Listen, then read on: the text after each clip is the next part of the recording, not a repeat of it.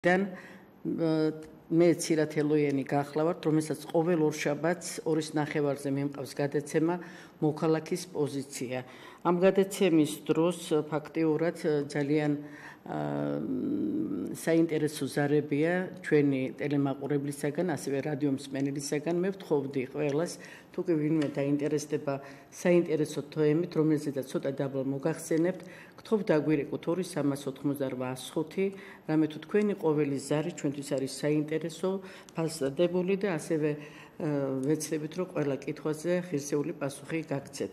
მაშასე დღევანდელ ჩემს გადაცემას ვეცადე როგორ რა დამერქვა, როგორ შემეფასებინა, რამე თუ ჩემთვის ახალგაზრდა ქალბატონი, რომელიც ახლა სტუდიაში ზის, თათა ვარდანაშვილი გახლავთ და მე ამ გადაცემას დავარქვი ქალი და ბიზნესი 21 საუკუნეში.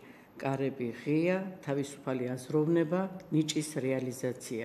მაშასე ჩვენი სტუმარია თათა ვარდანაშვილი, პირველი მე ასე ვიტყოდი ბიზნესმენი, რომელმაც თავისი ნიჭის რეალიზაცია თვითონ მოახდინა და შემდეგი პროცესები, რას გაუძლო, რას ვერ გაუძლო, რისთვის ბრძოლობს. ქალბატონო თათა, ძალიან დიდი მადლობა, რომ თქვენ გვესტუმრეთ მედიაკავშირ ობიექტივში, საქართველოს პატრიოტთა ალიანსში, თავისთავად ცხადია, რომ სურვილი და მეგობრობა ჩვენ გაგვაჩნია თქვენთან და მსმენელისთვის ყოველთვის იყავით ყოველ ახალგაზრდაში, ყოველი მეორე, ამაყობდა თქვენი ნიჭით და ეს ძლიერად გახმოვდა რამოდენიმე წლების წინ, მაგრამ შემდეგ შეჩერდა ეს ყველაფერი და ისმეოდა კითხვა, სხვადასხვა კითხვების პასუხებს იძლეოდა ზოგჯერ საზოგადოების წარმომადგენლები, მაგრამ დღეს გვაქვს ზუსტი ინფორმაციის გადაცემა ჩვენი მსმენელისათვის, რაც გაუძლო თათა ვარდანაშვილმა. მაშასე თათა ჯერ ესე იგი ძალიან დიდი მადლობა ამ სტუდიაში მოწვევისთვის, იმიტომ რომ დღევანდელი ჩემი პოზიცია ესეთია, თუ სადმე მედიაში არსებობს ობიექტური აზრი, მე ვთვლი, რომ ამ მედია კავშირს სწორად შერჩეული მიზანმიმართული სახელი აქვს ობიექტივი, იმიტომ რომ საზოგადოებას მართლაც მიეწოდება ჯანმრთელი სრულფასოვანი აზრი და რომ არა თქვენ და გულწრფელი ნდობა და პატივისცემა და ჩემი რაღაცა ისეთი ადამიანური პოზიცია,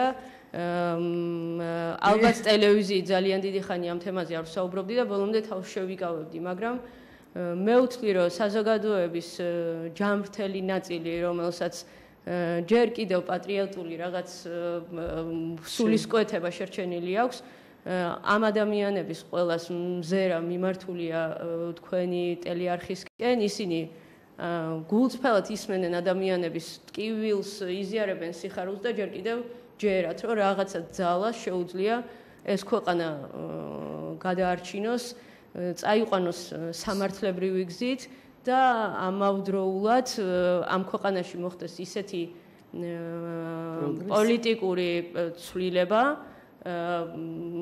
რომელი მდგომარეობაც ადამიანებში პატრიოტულ სულისკვეთებას რაღაცნაირად მიძინებულს მობილიზაციას გაუკეთებს, შეაფხიზლებს, ადამიანების ცნობიერებას ღვთისთვის სათნოდ მოაქცევს და ეს ადამიანებში მიძინებული პატრიოტული გენი გაიღვიძებს და ის საქართველოს გადაიყვანს იმ რელსებზე და საბოლოო ჯამში გარდაქმნის იმ გზად და ძალად, რომელიც ჩემი ქვეყნის გაბწყინების პირველი საფეხური იქნება. მე ამის მჯერა, ღრმად ვარ დარწმუნებული, რომ ეს ესეც მოხდება მომავალში, ამიტომ გავბედე, მოვედი და მინდა ჩემი გულწრფელი ახსარება ჩავაბარო მაყურებელს. დანარჩენი მაყურებლისთვის მომინდია, როგორ მიიღებს, როგორ შეაფასებს, ოღონდ ყველას მინდა ვთხოვო.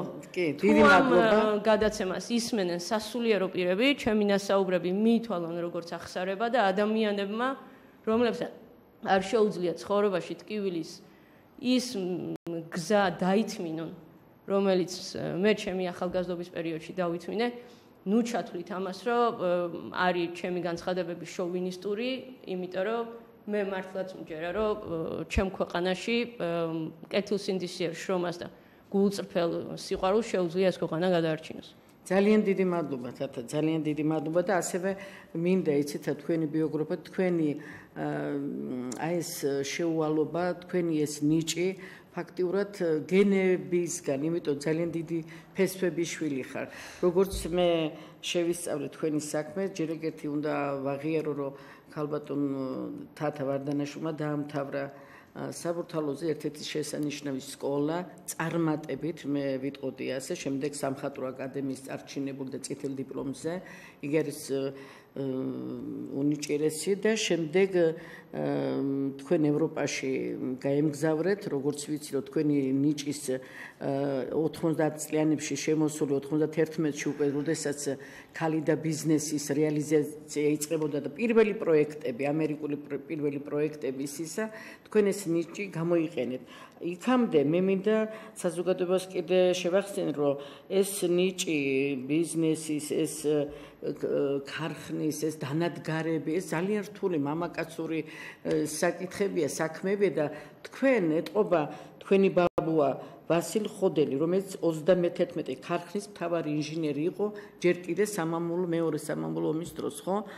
თავისთავად ცხადია დიდი ესე იგი დიდი ქართველი შვილიშვილი. იმიტომ მაშინ 31 ქარხნის მთავარი ინჟინერი ეს იყო ძალიან დიდი დატვირთვა პიროვნებისათვის, ადამიანისათვის, ოჯახი, სადაც ის შედიოდა და თქვენ ამ ოჯახში დაბადებული ქალბატონი ბრძანდებით. თათა, თქვენ წახვედით ევროპაში, იტალიაში, კერძოდ? იცით, ჩემი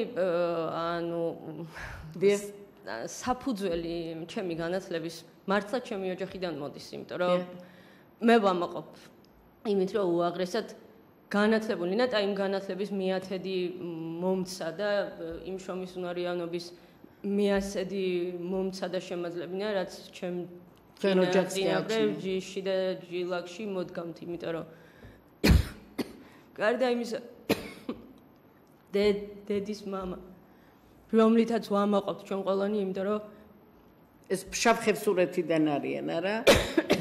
დედა ფშავ-ხევსურეთიდან თავისთავად ცხადია, თა არის და მამაციდან არის ძიძველი წარმომავლობით, ანუ ჩემი მამაც ინჟინერია და ცხოვრებისეული ძალიან დიდი რაღაც გამოცდილება, შემართებაც, რაც ამ ცხოვრებაში შეძენილი მაქვს და ბრძოლის უნარიანობაც მეტნაკლებად მამის შთაგონებაა და დარიგებაა, რომელი შთაგონებითაც ბავშვობაში ვიზრდებოდი, იმიტომ რომ მე ჩემს ირგვლივ მარტო თავჩაღუნულ შრომას ვხედავდი და სამშობლოსადმი უანგარო ერთგულ სიყვარულს, თავდადებას, ასევე ექიმების გარემოში ვიზრდებოდი და სწავლობდი ადამიანებზე ზრუნვას. ინტელიგენციის ოჯახში იზრდებოდით და პარალელურად თქვენ გქონდა თქვენი სამშობლოს დიდი პატრიოტული გრძნობა. ეს ჩანს ქალბატონო თათა და მე ვიცი რომ მთელ საბურთალოს და საერთოდ ქალაქს ძალიან უყვარ ხარ, იმიტომ ძალიან დიდი ნიჭის ქალბატონი ბრძანდებით. აი ხა უკვე მივედით იმ ნიჭთან, სადაც თქვენ ჩამობრძანით იტალიიდან და იქ კიდევ ერთი დიპლომი. იცით, მე სანამ იტალიაში აღმოჩნდებოდი და სანამ დავიწყებდი ზრუნვას იმისთვის, რომ ოლეოდინამიკა დონსელის ლიცენზია მომეპოვებინა, რომ საქართველოში მოწარმოებინა იტალიური პროდუქტის ადეკვატური პროდუქცია, მანამდე განგებულებით ან ასპირანტურაში სწავლის პერიოდში.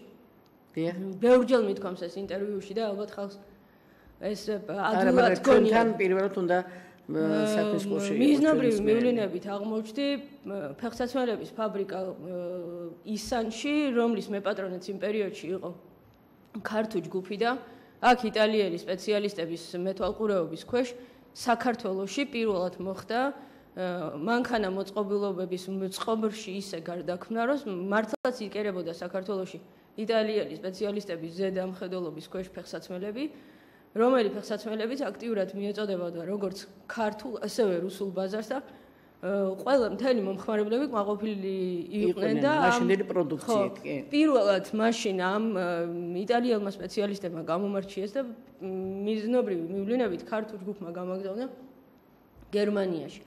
ამ გამოფენაზე დავრჩი მონუსხური და დატყვევებული, რომ ფეხსაცმელები იქ ხელოვნების ნიმუშებად იყო გარდაქმნილი და ამ ჩემმა მხატვრულმა ნიჭმა იმძლავრა და აი მაშინ პირველად მოდი ბჭყალებში ვთქვათ, მოვიწამლე ამ დარგით და კონკრეტულად, ანუ სფერო ჩემი საფეიქრო მრეწველობის მოდელიორ კონსტრუქტორი ვარ ჩემი განათლებით, ანუ ფეხსაცმლის ხელში არ დაუბადებოდი. კი, რა თქმა უნდა. გადავწყვიტე ვიწრო სპეციალიზაცია ფეხსაცმელებზე. გამევლო და საფუძვლიანად შემესწავლა ფეხსაცმლის ანატომიიდან მოყოლებული ამ ვიზუალური მხრიდან წარმოება და ასე დაიწყო, ანუ ასე გადავდგი პირველი ნაბიჯები ამ სფეროში. დიდი წვლილი და რა თქმა უნდა დიდი ამსახურება. და ვისვავთ ხალბატონ თათა, მაშინდელი საქართველოს პრეზიდენტის, მაშინდელი ესე იგი წინა პრეზიდენტის ბატონ მიხეილ სააკაშვილის 25 ივლისის 2008 წლის პირველი განკარგულება, რომელიც ცდილობდა და მართლაც თქვენ შეგიწყოთ ხელი ფაქტიურად გასცა განკარგულება, ხო? სადაც გამოგეყოთ თქვენ ეზო და რაღაც პატარა ნაგებობა, რომელსაც 54 კვადრატული იყო, მაგრამ არ იყო არც სახურავი, არც და თქვენ ეს ყველაფერი ამის რეალიზაცია მოახდინეთ. აქვე საქართველოს ბანკმა თქვენ კრედიტიც მოგცათ, ხო? დაბალ. დიახ. და ამაზე ძალიან საინტერესო იქნება ჩვენი მსმენელისთვის. იცით, საქართველოში, ანუ ჩემი როგორც ხელოვანის ფორმირება და ჩემი გზა მეტნაკლებად ცნობილია ვარდების რევოლუციამდელ პერიოდში, ანუ 2003 წლისთვის, 2003 წლის 21 ნოემბერს იტალიელები ჩამოვიდნენ საქართველოში და ეს ლიცენზია გადმომცეს საზეიმო ვითარებაში და მეტეხში მქონდა გამოფენა. ეს იცის მთელმა საქართველომ ტელევიზიით გაშუქდა და ესე იგი 2003 წელს ჯერ კიდე პირველ დიახ ბატონ ედუარდის მინდა სიამაყით აღვნიშნო, რომ მაშინდელი ბატონ ედუარდის დიახ ბატონი ედუარდის პერიოდში მე უკვე მომქმედი სტუდია მქონდა, უკვე ასპირანტურა დამთავრებული მქონდა და ეს ლიცენზიაც უკვე მოპოვებული მქონდა. იმის მერე ჩემი ანუ კარიერული ზრდა და განვითარება დამოუკიდებლად აღარც მომხდარა. გარდა იმისა, რომ ხშირად საზღვარგარეთ, მარტო საზღვარგარეთ მივამგზავრებოდი ხოლმე მოდის კვირაულებზე და იღებულობდი აქტიურ მონაწილეობას. ამ თემაზე არ საუბრობდი საქართველოში, გარდა იმ შემთხვევისა, როდესაც ჟურნალისტები ჩამისაფრდნენ და რამოდენიმეჯერ უკრაინაში მოდის კვირაულში ჩემი მონაწილეობა გააშუქეს. ისიც აქტიურად იყო ჩართული საქართველოს იმდროინდელი ელჩი სრულუფლებიანი ერთში ბატონი გრიგოლ ქათამაძე ამ პროცესებში და ბატონი გრიგოლის დამსახურებაა ეს, თორემ მარტო მე არც მინდოდა ამ თემაზე საუბარი. მე ვფიქრობდი, რომ ჩემი ნიჭი უნდა საზღვარგარეთ გამეტანა და ჩემი ქვეყნისთვის მომეხმარე არ ქონდა მნიშვნელობა პოლიტიკურ ძვრებს რა ხდებოდა თქვენ როგორც მოქალაქე, როგორც ნიჭი, თქვენ ყოველ მთავრობის დროს ცდილობდით თქვენ სამშობლოებისთვის გაგეკეთებინა კარგი და რაღაცა. დიახ, ჩემი კომპანია დემეტრა 96 და ანუ ჩემი შვილის დაბადების შემდეგ შევეჭიდე დემეტრე. დიახ. ხო, ასეც მივხვდი. და იზრდებოდა ერთადერთი შვილი, დიახ, რომელიც 20 წლისაა. იზრდებოდნენ დემეტრე და ჩემი კომპანია და დემეტრე რომ იმ ასაკში შევიდა უკვე რომ ირჩევდა სპეციალობას და მივხვდი რომ ახალგაზრდებს შინამდვილეში მართლაც დგას განათლების პრობლემა, ანუ ორი გზა არსებობს ხო ადამიანის განვითარების. ერთი არის წავიდეს მეცნიერული კუთხით და უმაღლესი განათლება მიიღოს, მეორე არის სახელობო განათლება, რომელიც ანუ თავისი ხელით პრაქტიკულადაც შესაბამისო თეორიულად შეუძლია თავი გაიტანოს ცხოვრებაში, სულაც არ არის აუცილებელი რომ უმაღლესი განათლება მიიღოს, თავისი ხელით, ხელგარჯით შეუძლია თავი ირჩინოს, გამოყვება შვილი და ამიტომ გადავწყვიტე რომ მეტნაკლებად გერმანიაში იმ დროს აპრობირებული მეთოდი დამეღო და თანამედროვე მანქანა მოწყობილობების სასწავლო პროცესი სახელობო განათლებაში შემეკავშირებინა ერთმანეთთან და ისეთი დიზაინერით აქ გამოგეშვა ის პროდუქცია, რასაც თქვათ გერმანია და ევროპის ესა თუ ის წარმოებელი შემოგთავაზებდა და საქართველოს ბანკში დავწერე პროექტი, რომელიც განიხილეს ერთხელ მითხრეს კი და პირველად იტალიიდან მანქანადან ადგარები ისევ ამ დონცელის ფირმიდან ჩამოვიტანე. ეს იყო კალაპოტების სამგანზომილებიანი მანქანა მოწყობილობა დანადგარი, რომელიც ტელევიზიითაც ხშირად შუქდებოდა ხოლმე. ეს პროექტი საკმაოდ წარმატებული აღმოჩნდა და მივხვდი, რომ სამგანზომილებიანი პროგრამები აუცილებელია იმისთვის, რომ თანამედროვე მოწყობილობები იმართებოდეს და ეს არის ჯერ კიდევ 2004 წელი. მოგვიანებით 2007 წელს ბატონ ლადო გურგენიძეს ვთხოვე, რომ უკვე საჭირო იყო გადავსულიყავით სხვა რელსებზე და შემექმნა მცირე საწარმო, რომელსაც მიენიჭებოდა სასწავლო სტატუსი. ამ პერიოდში, დიახ. მე შევხვდი საქართველოს იმ დროიდან პრეზიდენტს ბატონ მიხეილ სააკაშვილს, რომელსაც ეცვა ჩემი შეკერილი ფეხსაცმელები და ეს საზეიმო ვითარებაზე საქართველოში დამზადებული პროდუქციის პირველ გამოფენაზე გადავეცი და თითქმის ნახევარი მსოფლიო ამ ფეხსაცმელებით მოიარა. მიამაყებოდა, იმიტომ რომ ეხლა საქართველოს პრეზიდენტს ქართული პროდუქცია როცა აცვია, შენ თვითონაც რა თქმა უნდა. და ვთხოვე თქვენ ადგილას ყველა ასე მოიქცეოდა, ეს არაფერი ის არ არის, ის იყო საქართველოს პრეზიდენტი, თქვენ იყავით. მან თქვა, რომ აი თუ განათლების კუთხით წახვალ, ჩემგან გექნება ხელშეწყობა და მართლაც როდესაც ქვეყანაში დადგა რეფორმა სახელობო განათლება დასაქმებისათვის, ერთ-ერთი პირველი პროექტი იყო, სადაც მე ჩართული ვიყავი და იმ დროინდელმა განათლების მინისტრმა ბატონმა ნიკა გვარამიამ დამიდასტურა, რომ მე მქონდა სახელობო საგანმანათლებლო საქმიანობის წარმოების ლიცენზია. და ეს 22 ნომერში, თბილისში, წულაძის 22 ნომერში მოგეცათ დიდი ფართი, პატარა 54 კვადრატული მეტრით. დიახ, საქართველოს ბანკის საკრედიტო ხაზის მეშვეობით მე საბურთალოზე სულხან ცინცაძის მაშინდელი საბურთალოს ქუჩაზე შეძენილი მქონდა 2004 წლის ბოლოს 5 წლის დასაწყისში უკვე შეძენილი მქონდა 4 სართულიანი შენობა ნაგებობის კარკასი, სადაც ვაპირებდი ამ სკოლის ჩამოყალიბებას. სულაც არ ვფიქრობდი, რომ ეს უნდა ყოფილიყო ამხელა მასშტაბური პროექტი. მაგრამ ანუ ხშირად მიხდებოდა ხოლმე შეხვედრა, ანუ საქართველოში წარმოებული პროდუქციის გატანა მიხდებოდა ხოლმე სავაჭრო სამრეწველო პალატის გამოფენებზე, სოფლიოს სხვადასხვა კუთხეებში და ხშირად იყო, რომ ანუ პრემიერ-მინისტრთან ერთად მიხდებოდა ამ გამოფენაზე დასწრება და როდესაც ვისაუბრეთ ბატონ ლადო გურგენიძესთან, მან თქვა, რომ თათაო შენო ცოდო ხარო, შენი მასშტაბების, ანუ მოაზროვნე შენაირი ადამიანი ცოდოა, ჩაიკეტო ესეთ პატარა სივრცეში, მოდი თუ აკეთებ, ბარემ ისეთი რაღაც გააკეთე, რომ რამოდენიმე ხნის განმავლობაში ჩვენცო შევძლოთო, ვიამაყოთო, რომ ჩვენც რაღაც გავაკეთეთ. ხელი შეგიწყეთ რაღაც. და გააკეთეთ, შექმენი თავისთავად ხადია. დიახ, გადმომცეს რეაბილიტაციო შენობა ნაგებობა და გადმოცემის დოკუმენტში ნამდვილად წერია, რომ ეს მხოლოდ 54 კვადრატული მეტრი შენობა ნაგებობა იყო ექსპლუატაციაში მიღებული და. დიახ. დანარჩენი შენობა ნაგებობა იყო ჭაობად ქცეული და ამის ახლა იქ მაცხოვრებელი ერთი ოჯახია, რომელსაც დაადასტურებს და მე ამ ამბავს ჩემ თავზე ნამდვილად არ ვიგონებ. ერთი ანუ სანამ გადმომცემდნენ ამ შენობა ნაგებობას წინა წანამძღვარი პერიოდი იყო, რომ დაემთხვა სამაჩაბლოში მიმდინარე ალბედით მოვლენებს და შეფერხდა.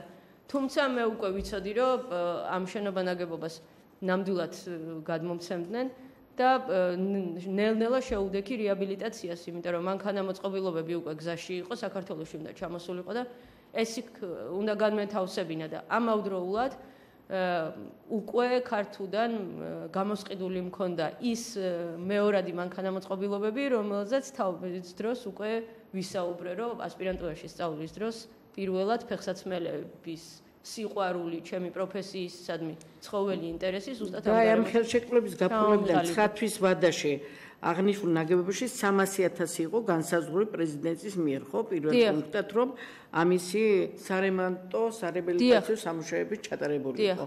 მერე შემდეგ უკვე პირველი ის იყო სასწავლო პროცესის განმავლობაში 125,000. ეს ყველაფერი მას დაყოფილი ჰქონდა და თქვენ ასეთ იმაში ჩაჯექით ფაქტიურად კრედიტში. დიახ, სრულად მოვახდინე ამ რეაბილიტაციის, ამ შენობა ნაგებობის რეაბილიტაცია, რადგან საქართველოს ბანკში მქონდა $500,000 საკრედიტო ხაზი გახსნილი და უზრუნველყოფაში იყო ჩადებული ის შენობა ნაგებობა წულაძის ქუჩაზე, რომელზეც ვისაუბრეთ და ასევე იყო ჩემი სახელოსნო პავლოვის ქუჩაზე, რომელიც მთელმა საქართველოს მიწისად მდებარეობს. აი ეს ყველაფერი თქვენ ქალმა, თქვენი ნიჭით მოახერხეთ, მობილიზაცია გაუკეთეთ, პირველი 125 სტუდენტიც მიიღეთ, ხო სწორია? და ეს იყო ძალიან დიდი მასშტაბი, რომლებიც ესე იგი ნიჭიერი თაობა მოვიდა თქვენთან. ძალიან ნიჭიერი ბავშვები მოვიდა ჩემთან და აი მადლობა ბავშვებსაც იმ მონდომებისთვის, ღმერთსაც იმისთვის, რომ ამის საშუალება მომცა და ეს ყველაფერი იმით დაგვირგვინდა, რომ 2010 წელს, როდესაც პირველი მოდის კვირეული ჩატარდა საქართველოში, მე და ჩემმა სტუდენტებმა ამ პირველი მოდის კვირეულზე ერთად მივიღეთ მონაწილეობა.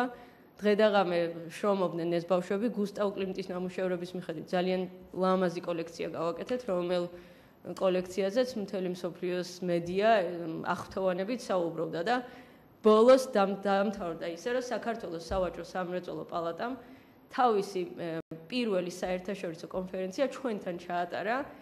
ამ ადამიანებმა მსოფლიოში წარმატებულმა ბიზნესმენებმა დაათვალიერეს ამ ბავშვების ნამუშევრები, შეიძინეს ბავშვების ხელნაკეთი კოლექცია და ჩვენ საშუალება მოგვექცა, რომ გერმანიაში შეგვეძინა ის ლიცენზირებული პროგრამები, რომელზეც წეღან ვისაუბრე და ამის შემდეგ ჩვენთან სასწავლებლის გახსნაზე სტუმრად მობრძანდა ბატონი პრეზიდენტი.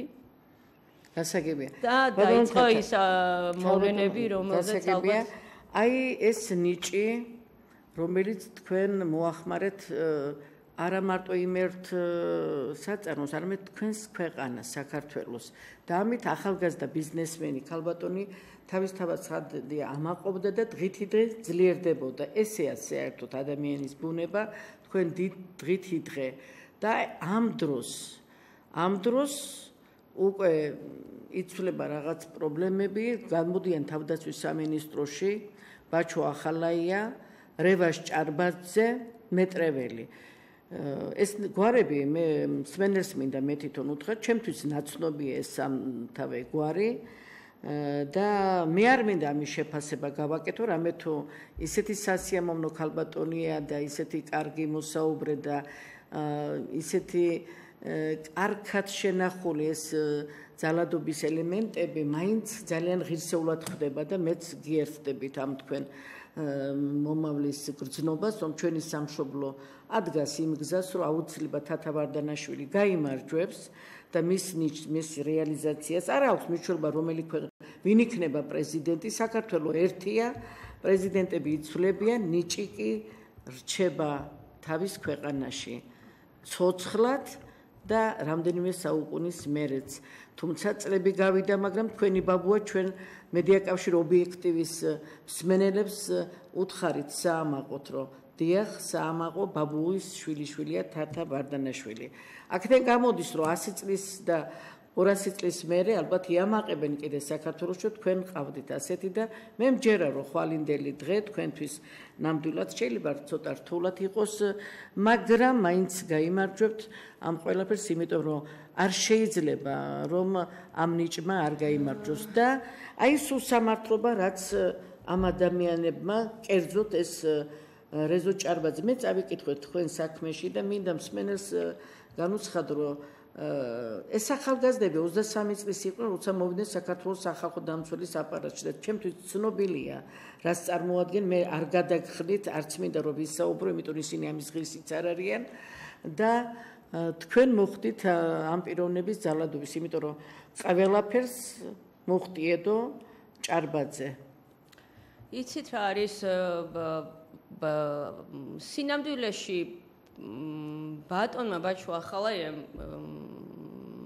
თხოვა, რომ ეს საწარმო, რასაც მე ან სტუმრად მოვიდა ჩვენთან და ითხოვა, რომ მე ეს მჭირდება. არა, უბრალოდ პირველი ჩემი შეხვედრა მოხდა ძალიან გვიან ღამე მომიხდა მისვლა თავდაცვის სამინისტროში. მე მივემგზავრებოდი ჩემ შვილთან ერთად ანტალიაში, ჩემი შვილი ჩოგბურთელი იყო და ძალიან წარმატებული ჩოგბურთელი იყო თავისი ასაკისთვის და ტურნირზე მივდიოდით დილით. და ერთ-ერთ სასულიერო მაღალი იერარქიის სასულიერო პირთან ვიყავი მგზავრობის კურთხევის მისაღებად. იქ დამირეკეს და სასწრაფოდ მომიხდა თბილისში ჩამოსვლა. არ ვიყავი თბილისში, ვიყავი ქალაქიდან გასული, ღამე იყო, იმიტომ რომ პირდაპირ მე აეროპორტში გეგმავდი მისვლას. მომიხდა თავდაცვის სამინისტროში მისვლა და მითხრეს, რომ ჩვენი საწარმო შენი საწარმო გჭირდება.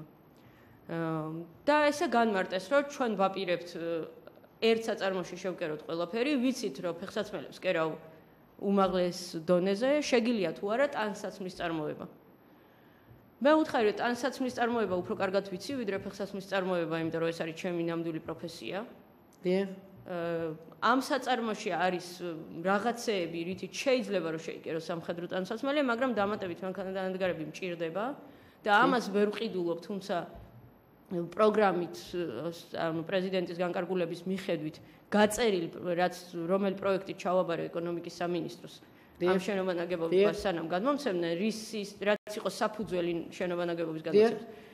ამ მანქანადანადგარების შეძენა დაგეგმილი მქონდა, იმიტომ რომ მე იდეაში მქონდა, რომ ეს საწარმო ბოლოს და ბოლოს მიმეყვანა იმ საფეხურზე 2015 წლისთვის, რომ მანგოს, ზარას და მსგავს მასიური პროდუქციის მწარმოებელ მსხვილ კომპანიებს შესაძლებლობა ქონებოდათ საქართველოში თავისი პროდუქცია ეწარმოებინათ და თავისი სამარკო ნიშნის ქვეშ გაყიდული იყო და მოგეხსენებათ, რომ ეს მაღალი ტექნოლოგიის გარეშე და მომზადებული სპეციალისტების გარეშე უბრალოდ პრაქტიკულად შეუძლებელია. დღეს მე ვამაყობ, რომ საქართველოში თუ ერთი საწარმო სადმე არსებობს და ფუნქციონირებს, მათ შორის ყველაზე წარმატებული დღეს საწარმო ქალბატონ ლაურა გაჭავას საწარმოა, ყველგან ჩვენგან გასული სპეციალისტები, სერტიფიცირებული და დიპლომირებული სპეციალისტები მუშაობენ. და ამაზე დგას დღესაც ეს საწარმო. ისინი რო არ იყვნენ, მე ჩემ თავს უფლებას მივცემ, რომ ფიზიკურად გამართულად ეს საწარმო ვერ იფუნქციონირებდა.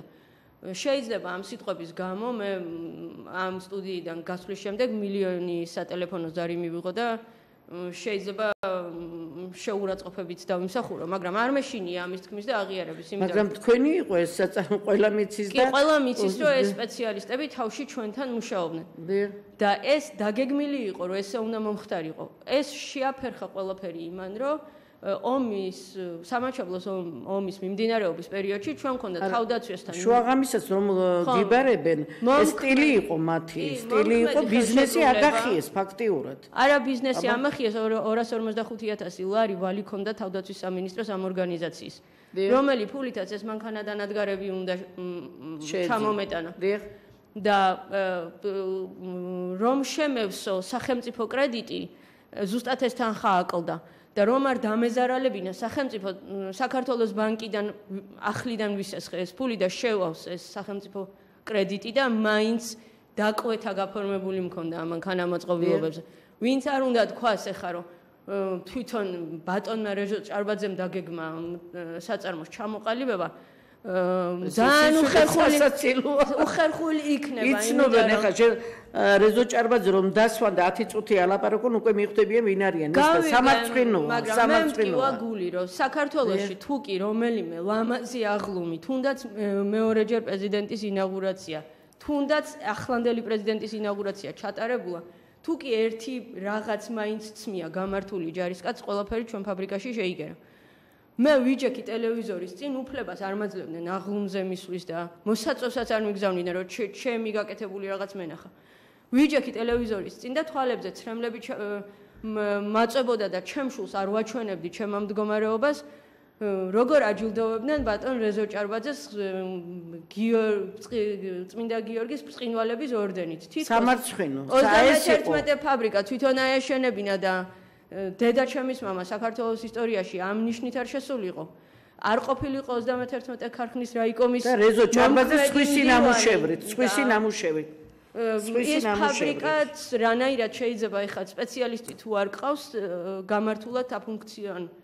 რატომ ცდილობდნენ ეს ორი პიროვნება რომ პრეზიდენტი შეეყვანათ შეცდომაში რომ აი ჩვენ ვართ ყველაფერი და თათა ვარდანაშვილი ვინ არის? ეს ესეა საერთოდ ხშირ შემთხვევაში. მე ვარ დარწმუნებული რომ მართლაც იმ დროინდელი ჩვენი ქვეყნის პრეზიდენტი მიხეილ სააკაშვილი იყო შეცდომაში შეყვანილი. ან არ ქონდა ინფორმაცია იმის თაობაზე რომ მე დასროკიდებდნენ ამ დალოცვის ვინ არის თუ ეხლა რეზო ჭარბაძესთან თუ 5 წუთი ვინმე დამჯდარა მე ვაფიქსირებ ცირათელოიანი.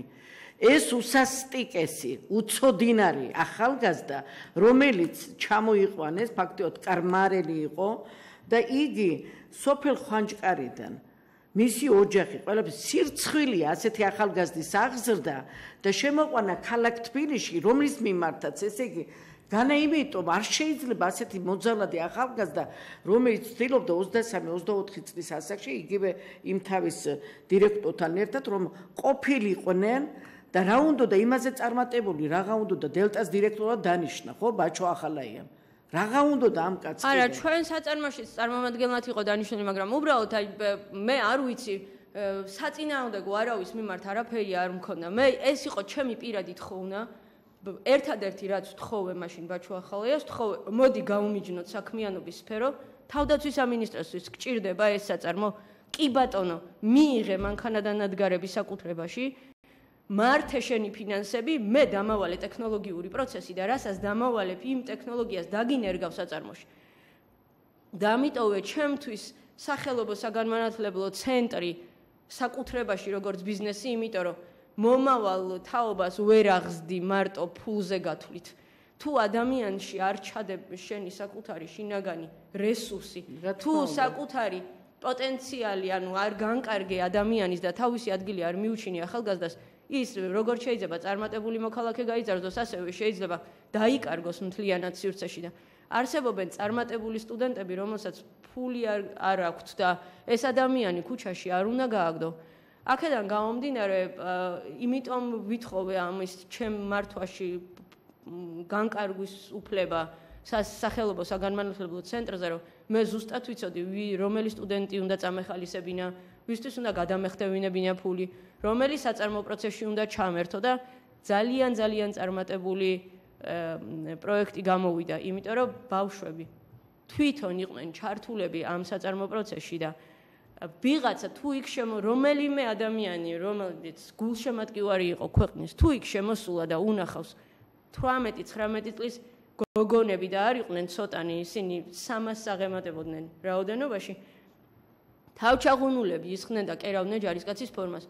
იმაზე უფრო მეტი საამაყო რა უნდა გაუკეთო ქვეყანას, რომ 18-19 წლის გოგოს მიცე უფლება, რომ თავისი ნიჭი და უნარი ისევ თავის თანატოლ ბიჭს, რომელიც პოტენციურად ან მეუღლია, ან ნათესავია, ან ახლობელია, ან იმ ქალბატონების პოტენციური შვილია, რომლებიც ამ საწარმოში მუშაობდნენ. მასა 95% მუშახელის იყვნენ ქალბატონები, გარდა ფეხსაცმლის საწარმო უბნის.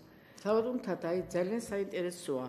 ეს ზალადობა არის თავისთავად ცხადია, როდესაც თქვენ იყავით ამ პროექტის არქიტექტორი, თქვენ ჩაკეტეს, იყავით, შეიძლება ითქვას ჩაკეტილ მდგომარეობაში, ახდენდნენ სხვადასხვა შეხვედრებს, თვით იცით ჩვენებებს, ალბათ საინფორმაციო წყაროებთან ყველაფერი ეს და თქვენ როგორ გეუნებოდენ, იყავით და არ გამოხვიდეო თუ რას გეუნებოდენ, ასე მთელი დღე იყავით ჩაკეტილი? მეუბნაოდნენ მარტივად გააკეთე ის, რასაც ჩვენ გეტყვითო და მეტი არაფერი არ მევალებოდა. ხა სინამდვილეში მე მართლა სტუდენტებთან ერთად მუშაობდი, იმიტომ რომ ჩემი პროფესია არ დამეკარგა. ამ ძალიან მთელი ჩემი ტკივილი გადამატანინა იმან, რომ წილკნის და დუშეთის მიტროპოლიტი არის ერთი წუთით ქალბატონთა მობილურია, რომ არ შევარჩეროთ და ძალიან თქვენ ცოლ შეიცვოთ, იმიტომ რომ ძალიან ტკივილიანი მონათხრობი იქნება აწი. მობილურია, თქვენ ეთერში ბრძანდებით, გისმენთ? დიახ? ქალბატონო თათა, მოგესალმებით თქვენ და ყველას მანდ სტუდიაში მყოფ. ჩემ ბავშვი თქვენთან იყო. ვიცი ექსოტან ძალიან ასე თუ ისე პერსპექტიული იყო ნებისმიერ ვარიანტში და ძალიან ისეთი რაღაცაა, რომ ყველგან არის სწავლება. ერთადერთი თქვენი ხართ კონკურსგარეშე ეს მინდა გითხრათ. ჩემ ბავშვი დიდი არაფერი გამოვიდა, რამაც პროფესია თვითონ ინდივიდუალურია, რობინ როგორ დაეუფლება. და კიდევ მე კოლეგა ვარ. ძალიან დიდი მადლობა, კაი ადამიანებს გზანდებით. დიდი მადლობა. ძალიან გულშემატკივრობთ, ძალიან და დიდი მადლობა. და ვფიქრობ და ყველგან საერთო კოლეგებშიც ყოველთვის რა ვიცი, აი ეს მინდა დაგიფიქსიროთ. დიდი სიმპათიები და წარმატება. ძალიან დიდი მადლობა, ძალიან დიდი მადლობა. საერთოდ დიდი მადლობა ყველას გულთბილი და გულწრფელი დამოკიდებულებისთვის ჩემს მიმართ, იმიტომ რომ მე ამას ადამიანებისგან გრძნობ და მეტი არაფრით არ შემიძლია ჩემი წინაპრები ვასახელო. პირველი რაც არის ეს არის რომ ადამიანებს ანუ სითბოს გამოვლენის საშუალება აქვთ ჩვენთან დამოკიდებულებაში და არის ყველაზე და ტკივილი რა თქმა უნდა შეიძლება იტანდი იმიტომ რომ შენი საქმე გიყვარდა შენი სფერო შინაგანად ტკიოდა თავისთავად ცხადი ასეთი დაუფასებლობა ამ ახალგაზრდისაგან იმიტომ რომ ესენი მიჩვეულები იყვნენ სხვის სახალხო დამცველისთვის იმისთვის ეს მე საჯარო ახსოვდა დეპარტამენტში რა მახინაციები ჩატარდა და რა იყო ისიც ნახა საზოგადოება და თავდაცვის სამინისტროს ხოს ცნობილი იყო. აი როგორ უნდათ ასეთ ადამიანების გამართლება მე არ მინდა ახლა პოლიტიკაში ჩავერთო ამ წუთში, მაგრამ ძალაუნებურად როდესაც აი ეს ბოლო არჩევნების პერიოდია და აი ეს უკაცრავად ნაცების ზოგიერთი წარმომადგენლები თქვენში მე ვიცი ნაცები მყავს ხედობაში ნიჭიერები ხართ უვადოთ ნიჭიერი მაგრამ ეს ნიჭი თქვენ სამშობლოს ვერ მოახმარეთ თქვენ მოახმარეთ რამოდენიმე ჯალათს ეს ნიჭი და აწირო აპირებთ ამ ნიჭის რეალიზაციას საქართველოს მომავალში ნდობის ფაქტორი დაკარგეთ იმიტომ რომ როდესაც თქვენ წინ ასეთი ჯალათები ახდენდნენ ძალადობას მაშინ თქვენ იმ ადამიანებისთვის არადა ძალიან ბევრი საინფორმაციო წყარო 2004, 2006, 2007, 8, 9 და ასე შემდეგ ამჟღავნებდა არ გეყოთ ვაჟკაცობა არც ერთს და არც ერთმა გადადგომა აი ერთი მაინც რო გადამდგარიყო თქვენი ნიჭიდან რომელიმე დღეს მე დავიჯერებდი იცით რა აი ერთს ეყო ვაჟკაცობა დანარჩენმა ვერც არც ერთს არ გეყოთ ყველა ეპოქის იმ ეპოქის წარმომადგენლების შანტაჟიორების მე ვიტყოდი ასეთი იმიტომ ეხლა რომელი გვარის მე დავასახელე არ გავიმეორებ უკვე არ მიყვარს გვარების დასახელება და იქ ზოგიერთი წამდა თანაც როდესაც საქართველოს მაშინდელ პრეზიდენტს ეხლა მე მესმის ემოციური იყო ახალგაზრდა იყო უყვარდა თავის რაღაცა კი მაგრამ ზოგიერთი ის ჯალათები რო ატყილებდნენ თქვენ რო ატო არ გეყოთ იმდენი აი ვაჟკაცობა რომ თუნდაც ამ სფეროში როდესაც ხედავდით რომ თათა ვარდანაშვილი წარმატებული ბიზნეს ლედი იყო და რატომ არ ცდილობდით რომ ვიღაცას სიკეთეთ კეთილი სიტყვა გეთქვათ რომ იცით რა შეჩერდით არ შეიძლება ასეთი ძალადობა ის სადაც მან გაწმინდა დაალაგებინა ჩამოაყალიბა ჩამოიტანა შექმნა საწარმო შექმნა სასწავლო ცენტრი რომელიც თავისი სამშობლოს ის უხაროდა და აი ამ დროს იბარებენ შუაღამისას აეროპორტიდან სასწრაფო წესით ეს ვაჟბატონი ჭარბაძე რომელიც დელტას დირექტორი იყო და მას ეუბნებოდა კიდე აქ სასწაული ის არის თქვენს ბაჩუ ახალა ეს ხელმოწერით რომელიც პირდაპირ მიუთითებს რომ ყველა ესე იგი ფაქტიურად ყველა თანხები არა ყოფილიყო პირდაპირ დაევალოს ჯუმბერ ყიფიანს დაბადებული 1991 წლის 7 ივლისს ქალაქ თბილისში ბახტურიანის ქუჩა 13-ში პირადი ნომერია დემეტრე 96 ახალი რედაქციით დამტკიცებული წესდების მე-9 მეუხლით დემეტრე 98 წარმომადგენლთ უფლებამოსილების მინიჭების შესახებ საქართველოს თავდაცვის მინისტრის 2011 წლის 7 აპრილის 251 ბრძანებით განსაზღვრული წარმომადგენლობითი შეზღუდვების გათვალისწინებით კანონმდებლობის მოთხოვნათა დაცვით განახორციელოს შეზღუდული პასუხისმგებელი საზოგადოება დემეტრე 98 წესდება ახალი რედაქციით. ესე იგი შეგიცვალათ რედაქციის წესდებაც ხო?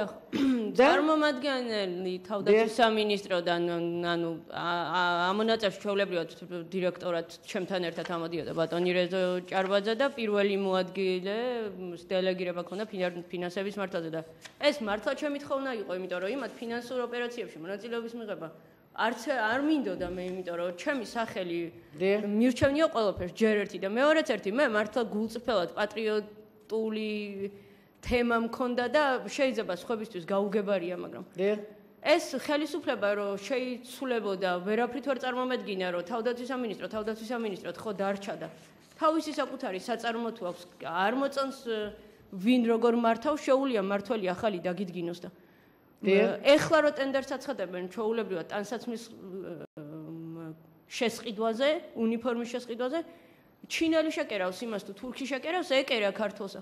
ჩვეულებრივად ტენდერს გამოაცხადებდნენ მასალების შესყიდვაზე თუ რაღაც გააგრძელებდა ფუნქციონირებას მე არც მიფიქრია იმაზე რომ თავში ვიღაცას აზრად მოუვიდოდა რომ თავდაცვის სამინისტროს მართვიდან ეს აწარმო გამოეტანა გაეყიდა ანუ დღეს ჩემი გულის ტკივილის თემას ის არის რომ ამ საწარმოს ყიდიან და წამოვედი ანუ ჯერ ერთ წამოვედი იმიტომ რომ უამრავი მოტივი მქონდა რომ სამსახურიდან წამოსულიყავი მაგრამ კატეგორიულად გამომისხადა